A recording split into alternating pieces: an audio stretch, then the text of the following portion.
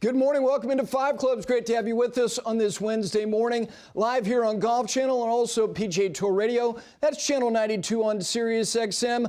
I'm Gary Williams, and this show presented always by Century Insurance.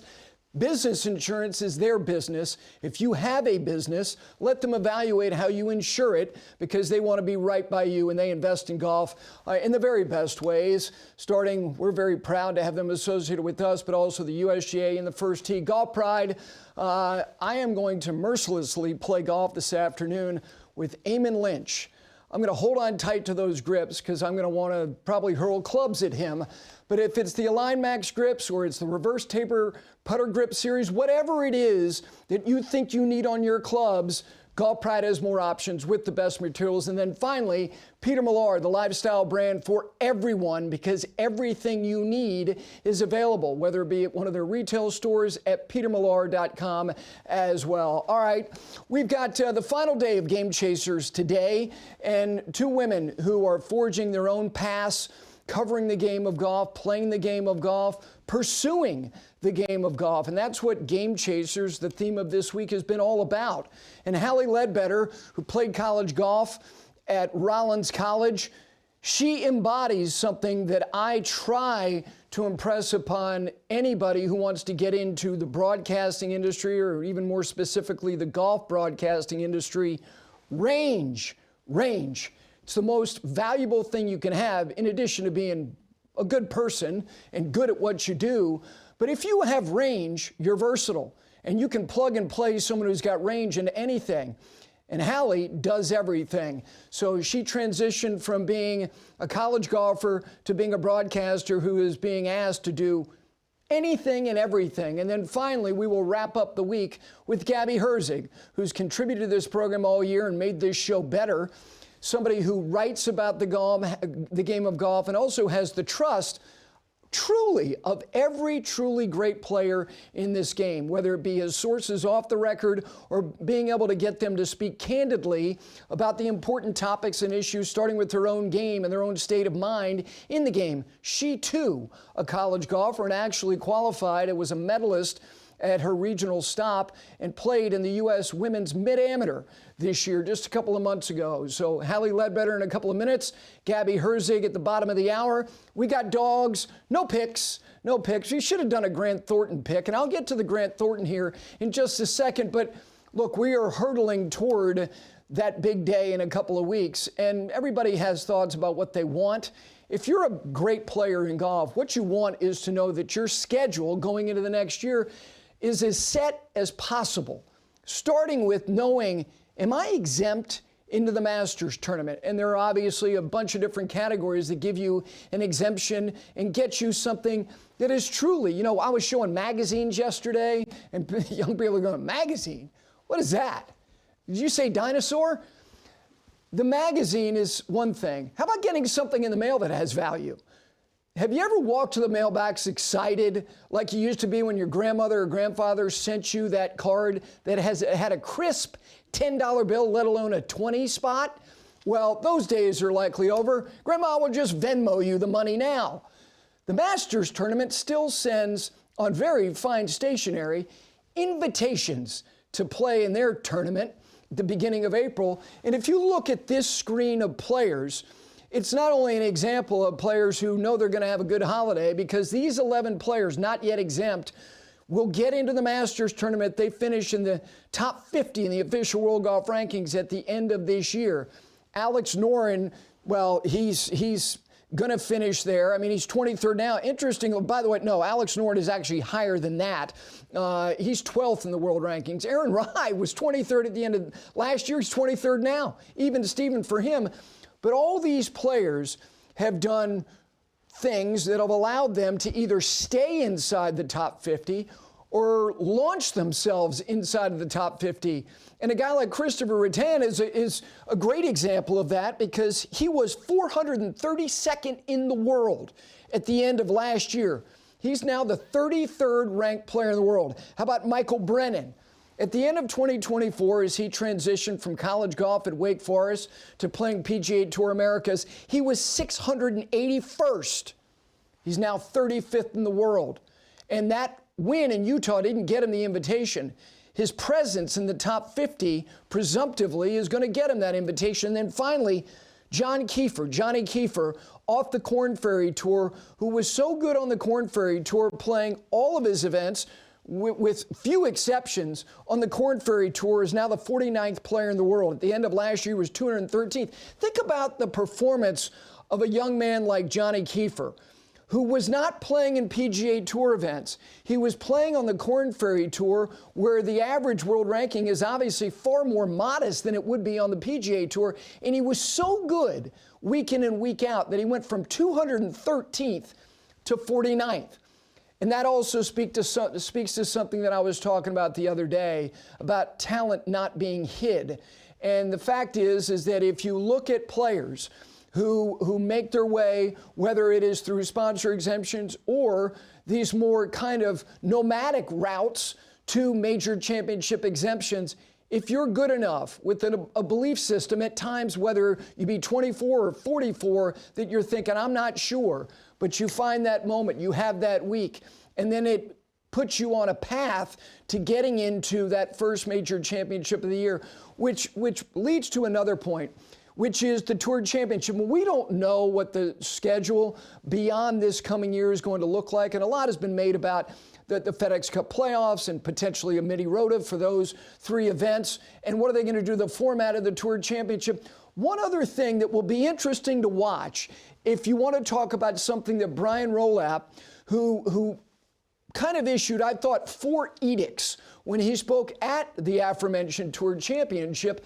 about what it is that he thinks are the priorities for the PGA Tour as a business and as a competitive platform for the best players in the world. And scarcity is one that we've talked about. There's another one, and he's coming from a place that has, despite Patrick Mahomes and the Kansas City Chiefs showing up and being in the AFC Championship game every single year since he became a starter, and it looks like that's going to end this year. But I used to do a thing when I did all sports on the radio, particularly at Sirius XM when I was the morning host on Mad Dog Radio. There was a stretch, and a long stretch, that the National Football League saw 5 teams that were not in the playoffs the previous year get into the playoffs the following year. It was set in stone. And I actually did a thing every year leading into the beginning of this season, 5 in and 5 out. Who were the 5 that were in last year are going to be out this year? Give me the 5 who are going to be in. And obviously a team like the New England Patriots are a great example this year. But to me, it'll be interesting to see if competitive parity is on exhibit, because I think it exists now. But the Tour Championship this past year, at the end of the season, there were 7 players who were not in it last year who were in it this year. The previous year, there were 9. The year before that, there were 5. The year before that, there were 9. In total, over the last 4 years, that's 30 players of the 120. That's 25%. That's competitive parity. Write that down as a metric to see how much changes and if there is still opportunity for players to be very, very good to get to those apexes, those zeniths, those places in the inner sanctum of the elite portion of the men's game. All right, we take a break here. Hally Leadbetter, like I said, my favorite book is the title is Range. She's got it, and she's utilizing it in her broadcast career. Her path, what she chased this year and what she looks forward to chasing in the game of golf, including her own game, when we continue on this Wednesday. Dogs a little bit later on as well. Nice to have you with us here. Golf Channel and PGA Tour Radio, Channel 92 on Sirius XM. Back after this.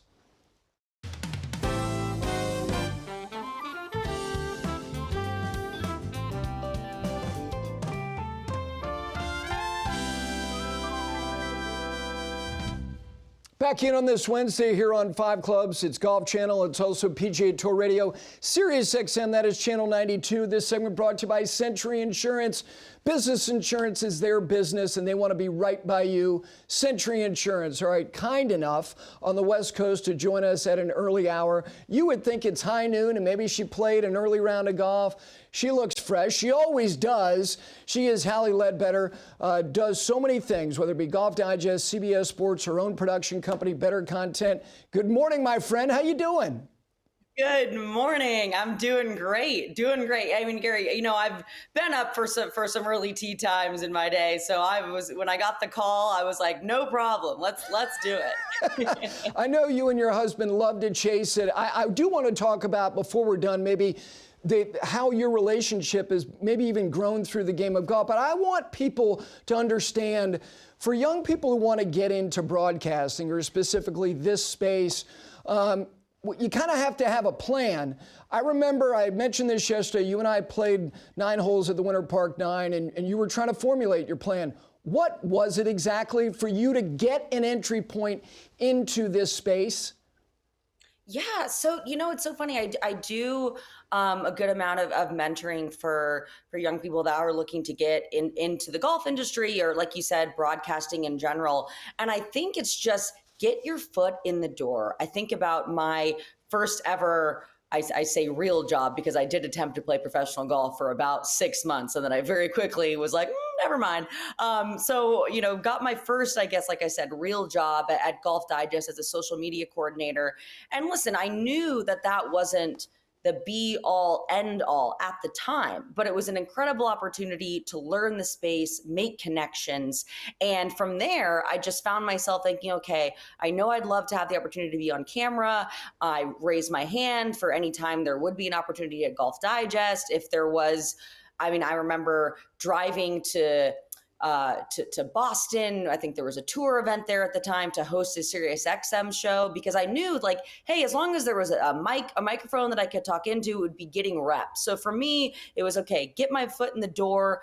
And then from there, just look for opportunities that I felt aligned with the skill set that I wanted to grow. And then over time, people start, when you make it, I guess, when you put it out into the universe, if you will, and sort of make it known to the people around you, like, hey, here's what I'm trying to do. As long as you're not abandoning what your day job is per se, people will be really supportive of you and sort of help you find your way. So for me, again, get your foot in the door and then just look for those opportunities that really feels like aligns with what you ultimately want to be doing. It's a great lesson because, like you said, most importantly, get in the door. And then secondly, the willingness to, one, to do anything. It shows you're a good team player. And two, if you are willing and then able, then you have more value to whatever entity that is. How about skills? Was there something that you felt was most important to refine or to be in possession of? And do you think whatever that skill is still true today?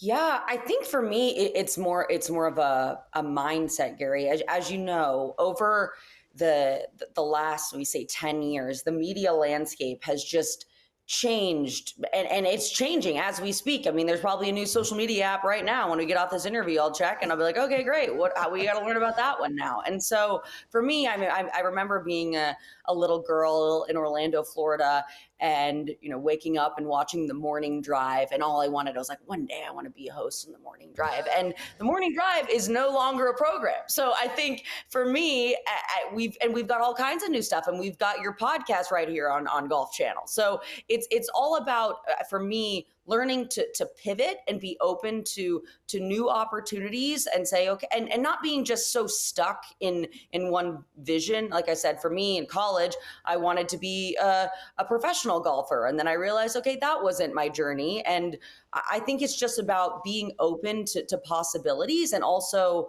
finding ways to be fulfilled that don't necessarily fit this maybe narrow vision that you had for yourself. Because I think a lot of people, like I said, if you get stuck in, okay, I got to host this particular show, it has to be on this particular medium, there are so many things that you're going to be closing the door for yourself that you didn't even know that was possible. So I think it's just, again, about being open to possibilities is really important for young people as they look to get into the golf industry and into the media space, because it is changing so quickly.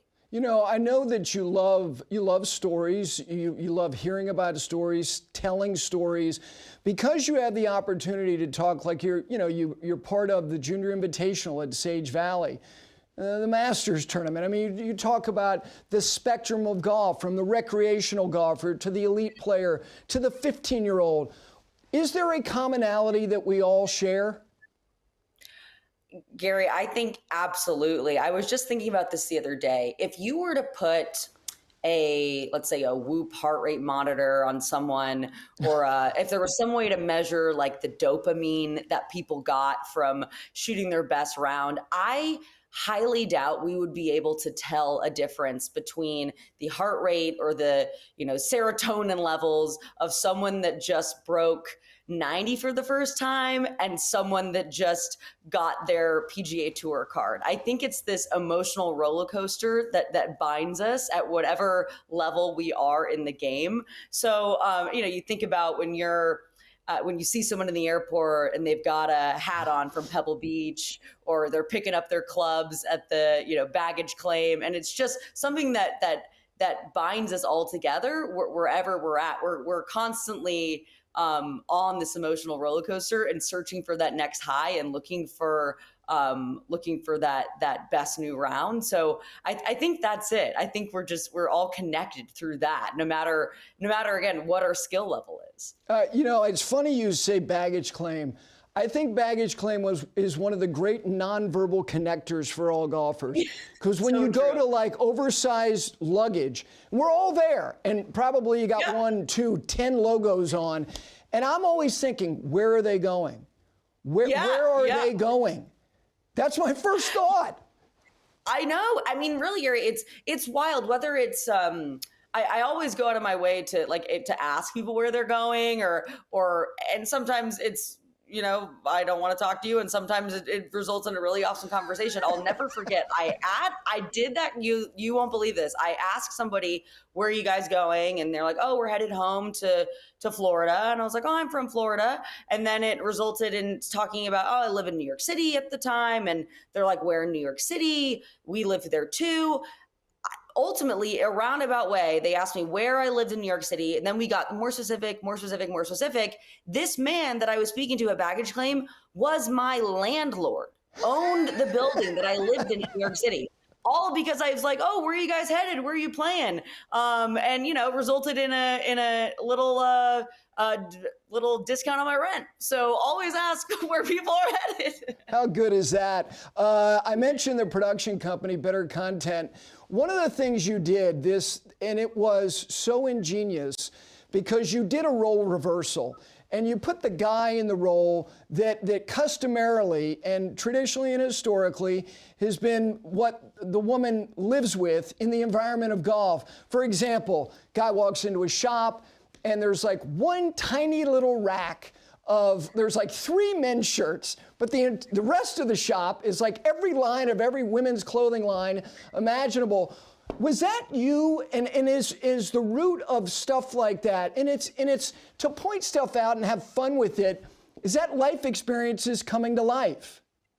Yeah, so I think that was such a fun sketch to write with a group of really talented writers here in Los Angeles. But definitely not all of my personal experiences, but a culmination of female friends in the golf space, and definitely an exaggeration at times for sure. But it was really fun to write because I feel like I have so many wonderful friends in the golf space, and a lot of them male, but it was sometimes really difficult to explain without sounding like you're just being a negative Nelly about some of the things that women can experience in golf and in sport, I think in general. And so being able to explain it through a comedic lens, I think it allows people to put their guard down and laugh, and then also be like, oh, right, that would be kind of, strange or disheartening if I was, maybe treated that way at a golf course. So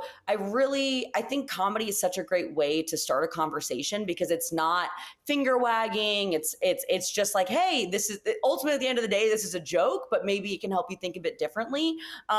So yeah, that was a really, really fun one to write. And I'm glad we were able to, start a dialogue a little bit about it.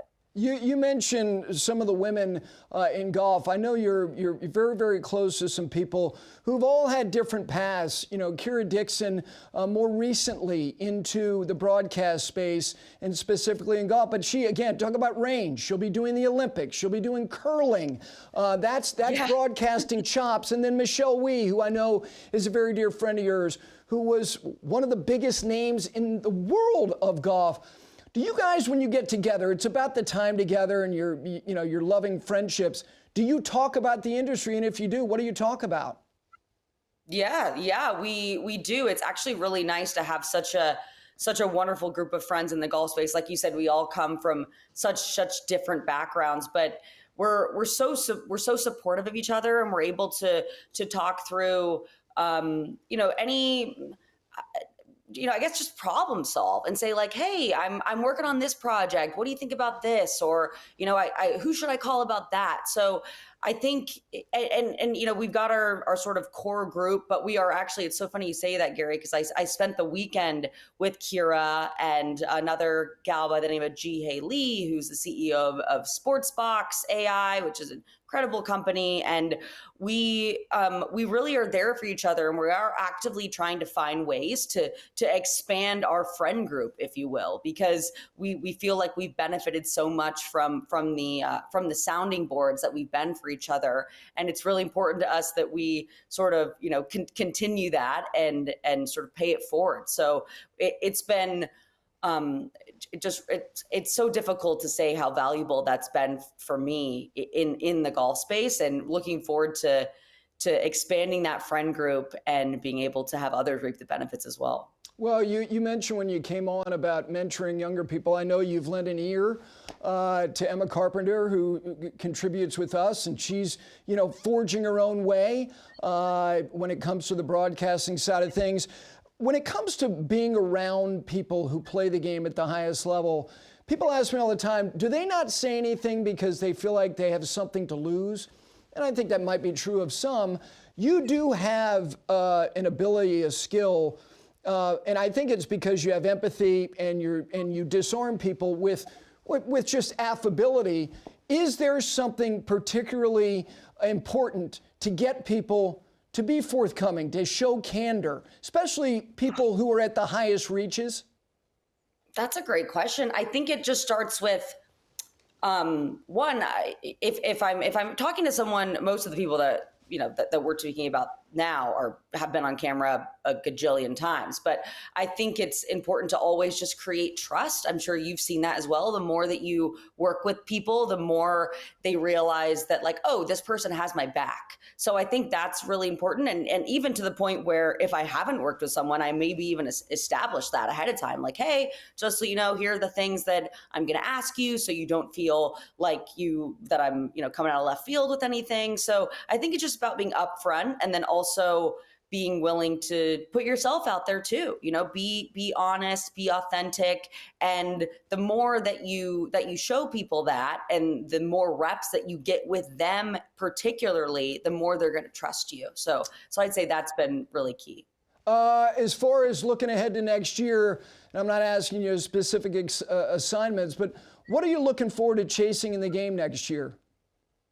Oh man, I'm looking forward to playing a little bit more. I'm so excited to have gotten the invite to tee up in the Hilton Grand Vacations Tournament Champions at Lake Nona in next month. So I gotta hit some balls. It's pretty soon here to get to warm up. So excited to play a little bit more golf, and excited to continue work with the production company. It's been really fun working with brands in the golf space, and honing in on their message, and figuring out how to connect with today's golfer, which, as you know, Gary, like we were talking about before, the game is just changing so rapidly. So really looking forward to playing a little bit more and working more with brands in the golf space. Last thing, your husband is a total golf nut job.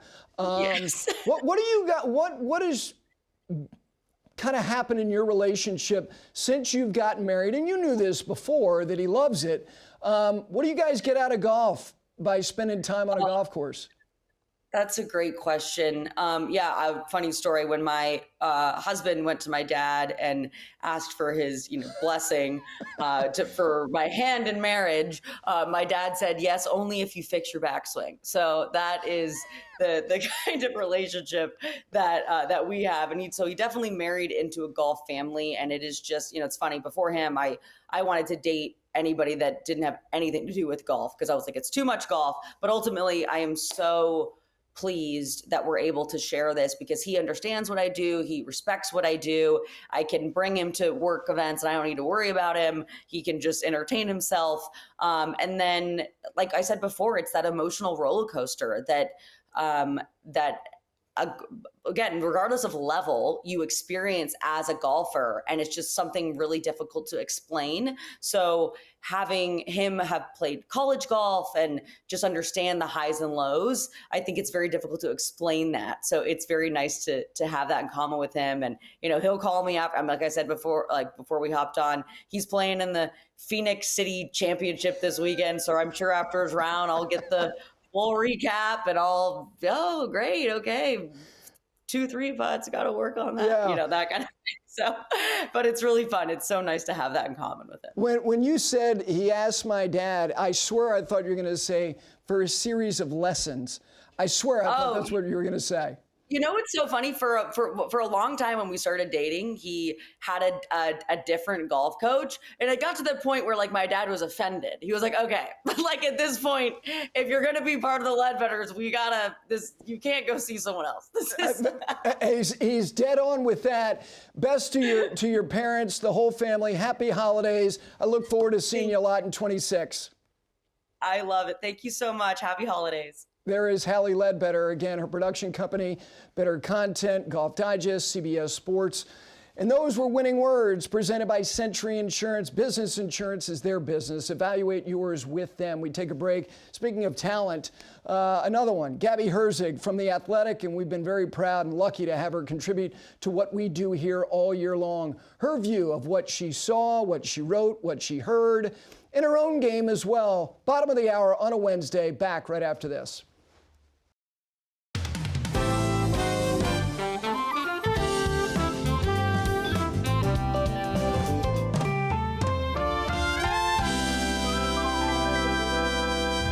Welcome back to Five Clubs on this Wednesday, our getaway day. And this segment is brought to you by Peter Millar. This little Bingham Performance Blazer, it is the most versatile thing that I have. My dad used to say to me, when you travel like you expect to run into somebody that may have a job. And you know what? This jacket is built for that. Truly, it's Peter Millar at petermillar.com. All right, joining us now, you saw that. It's her read on the game, her own game at times as well. We've been lucky to have her contribute to this program all year, and of course, she's one of the best writers in the game for The Athletic. Gabby Herzig from New York City, good morning. How you doing? Morning, Gary. It's good to see you. Thank you for having me, as always. Well, thank you. It's a great way to put a bow on this specific week of talking to people who chase the game, but also your last appearance of 2025. You made this show better by sharing your perspective on the stories that you've pursued and your viewpoint on what's happening in all these various levels of the game. I want to start with you with what I thought was one of the more interesting moments of the year, and it wasn't after a round, it was before a tournament started. And that was Scottie Scheffler's thoughts about what do we really all get out of all of this? And there was, as you know, this broke into kind of the mainstream of sports conversations. Like, what is he saying? Like, he's unhappy? I didn't think he was saying that at all. Sitting here today now in December about comments made in July by the best player in the world, talking about how fleeting it all might be at times. What do you think of it now? Yeah, I think it's a great moment to point to, looking back at the entire year, especially the number one player in the world making such a stir with those comments. But I think a lot of people as you said, misunderstood what Scottie was saying in that moment and took it to, mean that he's such a reluctant star. He doesn't appreciate what he's doing. But really, I thought it was such an excellent inside look at what makes Scottie Scheffler the best player in the world. And you could talk to any sports psychologist, they'll tell you that this ability to detach your self-worth from your results, your accomplishments, your legacy is truly the key to playing elite golf. And Scottie has this superhuman ability to do that. He said he doesn't think of himself as a golfer. He's much more than that. He's a father. He's a husband. He is, a man with religious beliefs that drive him in many different ways. And I think all those things make Scottie Scheffler as good of a player as he is because he's able to go out there and play with no inhibitions whatsoever. I mean, if you're a golfer and you're going out there and you're so attached to what's going to happen at the end of the day, what's going to happen at the end of the tournament, it makes it harder to perform. And I think Scottie has just been the type of guy who's never had to deal with those sorts of mental blocks in his career. And he has such an amazing future ahead of him because of this mindset that he's basically naturally born with. You use the word reluctant. I think that's a fair word. Do you think that he's become less reluctant to share thoughts on things going on in the game? And do you think that reluctance and the easing of that will continue? Yeah, I think he's reluctant in a different manner in terms of, how many commercials Scottie Scheffler is doing, his marketing availability. You never, if you watch a golf broadcast or a sports broadcast, you'd think you'd see the world number one in a few commercials like you would a Jordan Spieth or a Ricky Fowler, but you don't. He just doesn't really make time for those sorts of things because he doesn't want to. But I think Scottie, rightly, as you said, has become more confident speaking out about the future of the game because that's really what he's invested in, the competitive model. He views himself as this elite competitor and he wants to do whatever he can to improve the trajectory of the PGA Tour. And I think he knows how much weight his voice has, but I don't think that's necessarily going to make him a more marketable star in the near future or someone who gravitates towards those sorts of things. Yeah, he doesn't do TGL.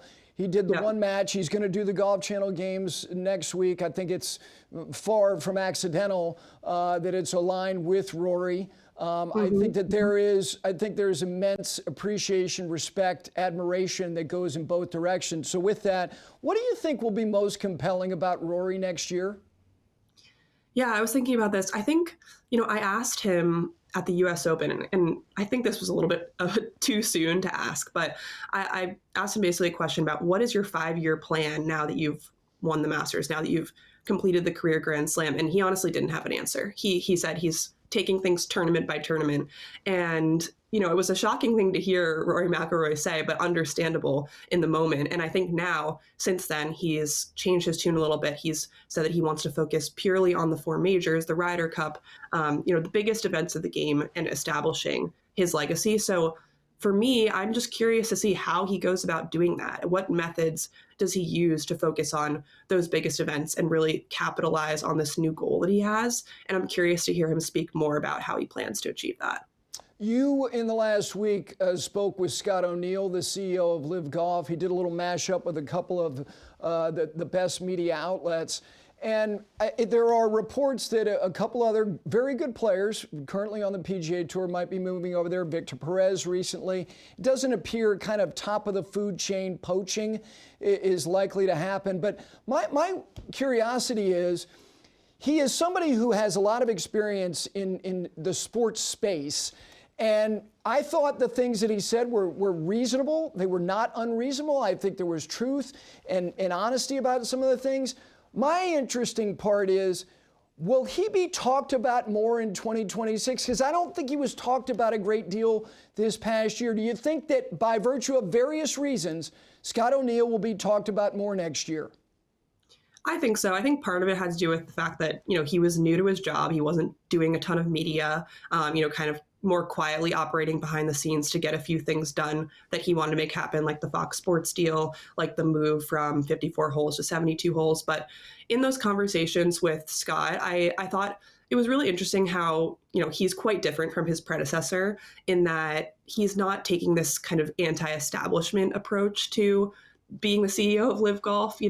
In our interview with him, Brody Miller and I, my colleague at The Athletic, spoke to Scott for 20, 30 minutes. And one of the things I asked him was, Liv is claiming or has claimed so far that this move from 72 to 54 holes, or from 54 to 72 holes, is quote unquote innovative. And that actually stirred a lot of debate and discussion in the comments section of our article on The Athletic. And so I decided to ask him, like, is this innovation, or is this you guys reverting back to the model that we all know and love in professional golf, 72 holes, 4 rounds of stroke play? And he actually took the time to say that, he believes that there's a purity to the game that needs to be upheld. And I don't think we would have ever heard a word like that come out of, Greg Norman's mouth in the previous administration at Live Golf. So I think he definitely has more of a flexible approach to the evolution of Live. And for that reason, I think he'll probably mesh a little bit better in the grander ecosystem of golf and its leaders, in that he's has a wider perspective, and he's able to, expand his horizons beyond what maybe the initial message of Live Golf was. Do you think that there are a couple of players who, for whatever reasons, maybe they're younger and the modesty of their profile has not made them, significant voices? Give me a couple of people who you think, whether it's just based on intuition or more, that you think will become more of talking points, conversation starters, driving conversations. Maybe it's just performance exclusively. Who are they? I think jumping off of that, Jon Rahm is going to be a huge conversation driver, I think, in 2026. Particularly because, as we learned in our meeting with Scott O'Neill, Live Golf is no longer going to pay players fines for playing on conflicting tours starting next year. And I think what that will do is actually bring a lot of voices to the table. That's something that Scott shared with us that had been previously reported, but it was confirmed through this interview. And, Jon Rahm and Tyrrell Hatton have these outstanding arbitration cases in the UK right now where, they have been refusing to pay these fines, and they appealed them. And there's a chance that they could no longer be DP World Tour members if something isn't resolved. So I think Jon Rahm is going to have a lot of swaying power, I believe, in the new year. And I'm curious how he uses his voice to help get something done over there, because I don't think the European Ryder Cup team is by any means of the imagination going to move on without Jon Rahm and Tyrrell Hatton next time the competition happens. So that's one. And then I honestly think Nelly Korda will be a bigger conversation driver in the new year. And I think I'll say that because, obviously she's at the top of the women's game always, but she didn't win this year. The LPGA had a year of change, and I'm very bullish about Craig Kessler's administration for leading the LPGA and the changes he already announced with the enhancements of the broadcast. And if the dominoes fall the right way for the LPGA, I think there could be a huge wave of momentum for them over there. And obviously Nelly is the biggest name to exist, right now. And I think she could be elevated much more if things go the right way over there. Tiger talk last week, press conference carried live, as it always is. Do you get the sense that there is a willingness on his part to be the voice of what the changes are going to be, even though how much he plays, we certainly don't know, but even if he does, it won't be that much. But do you think that he will be the primary voice of explaining the direction of where everything is going? I do. I think actually one of the comments he made at the Hero World Challenge press conference, I think was really enlightening, where he said something along the lines of, for so many years, I've made my impact on golf through, hitting golf shots with my golf clubs, winning tournaments. But now I have my opportunity to do it in boardrooms as a leader, in meetings with players and constituents of the game. And I think he's really embracing that role, especially while he's injured and he can't do much else. And I think this is all part of, the next chapter of Tiger Woods. He's turning 50. He's realizing that his role in the game is shifting. And I do think the schedule and the competitive model of the PGA Tour is something that he's really passionate about and will continue to move forward with that mission. Who are the guys, primarily, let's focus on the PGA Tour, who do you like having conversations with? And whether it's them giving their opinions on things or their willingness to share about their own process, who do you like engaging with? Yeah, I think it's, everyone says this, but truly Rory McIlroy is such an interesting person to pick his brain. I always try to walk a few holes with Rory at any practice round just to hear what he's thinking about the golf course and his schedule or whatever is going on in Rory world. And then another one I think, we've been familiar with for so many years is Max Homa. But this year, I feel like we really saw the Max Homa who was vulnerable about, the position that he was at a low point in his game. I had a really enlightening conversation with Max after he missed the cut at the Players Championship. And he said something along the lines of that he feels like he's in a toxic relationship with golf.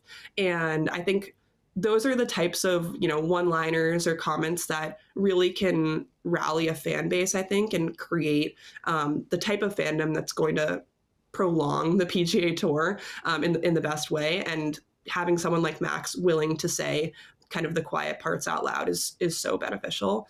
And then I think of, someone who's a little bit more lighthearted, like a Shane Lowry or Kevin Kisner. I always like picking their brains because, you just never know what you're going to get. They're just that unfiltered. The, Irish humor of Shane and Kiz now being in the booth.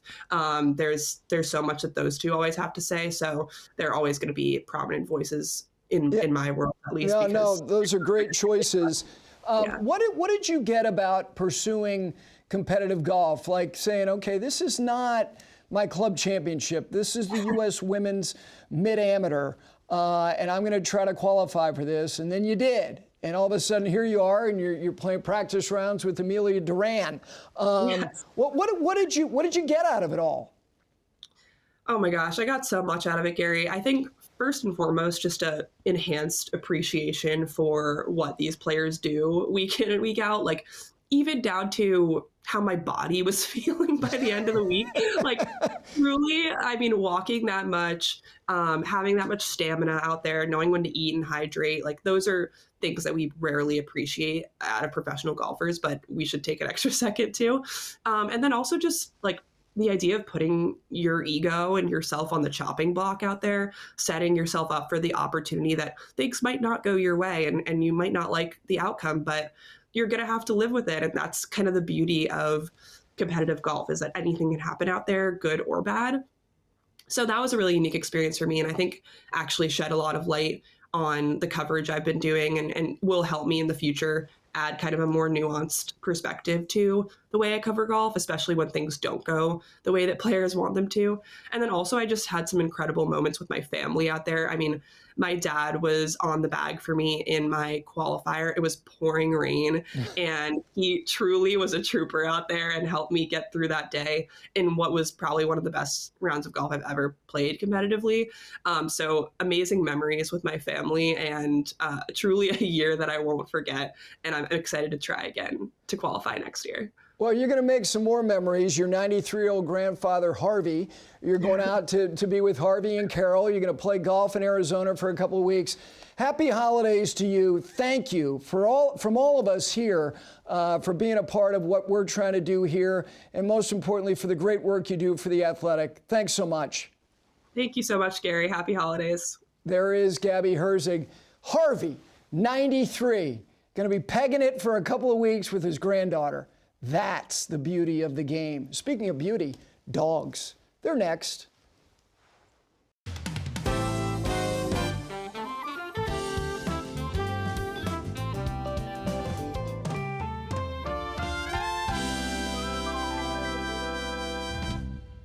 Couple minutes here left on a Wednesday here, 5 Clubs Golf Channel, also PGA Tour Radio, Channel 92. This segment brought to you by Golf Pride.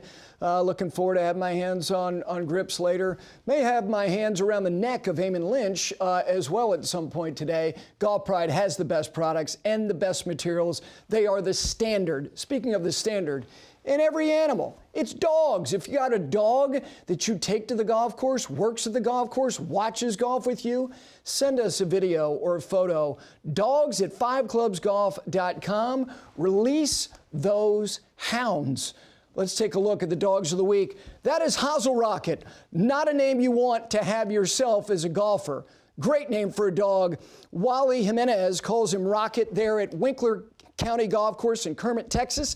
That's Missy at the Marquette Golf Club in Marquette, Michigan. That's Bob Quinnell's dog, who's a mechanic there. Missy is a blue heeler and border collie, loves being on the machines. Next up, we have Rambo. The only name you could give that dog is Rambo. Rambo is a 14-year-old rescue, loves riding around the village of Pinehurst there at the Pinehurst Resort. That is Jim Rohr's dog. Windy day, you can tell there. That is Jarvis. Chelsea's the owner. Jarvis is an 11-year-old Pomchi, pictured at the Dale Hollow Golf Course in Burkesville, Kentucky. Loves to sit on the side of the green and watch everyone putt. And that is Zeke. Owner Lee Porter. Oh, yeah. That Lee Porter, All-American at Guilford College, national champion at Guilford College, was tied for 4th after 36 holes at the 1998 U.S. Open. But isn't this supposed to be about Zeke? Sure it is. Thank you, Lee, for sending that photo in of your great dog. Send them in, dogs@fiveclubsgolf.com. Golf This Week, mixed team event. It gives me an opportunity to get up on the soapbox and say it once again to the USGA. If we're going to have a mixed team event in the Olympics where medals are going to be awarded, it's time to go ahead and have a mixed team amateur four-ball. We've got it for the men. We've got it for the women. Go ahead and do it. It makes all the sense in the world. I will say I'm looking at some of these teams. Give me some Charlie Hull and Michael Brennan. You talk about a dynamic twosome playing golf. A lot of great teams in this field. Patty Tavatanakit and Jake Knapp, of course. Of course, Lydia Ko, Jason Day. Next week, our final week of the year, big announcement. And it has something to do with you. Wherever you live in this country, you will look forward to something we're going to share with you because you can be a part of it. Also, some pretty darn good guests are expected to be with us our final week of the year, including Johnson Wagner, Brendan Young in studio with me on Monday. Have a wonderful rest of your week. For all of us here at Signature Sports Group and 5 Clubs, we'll see you Monday.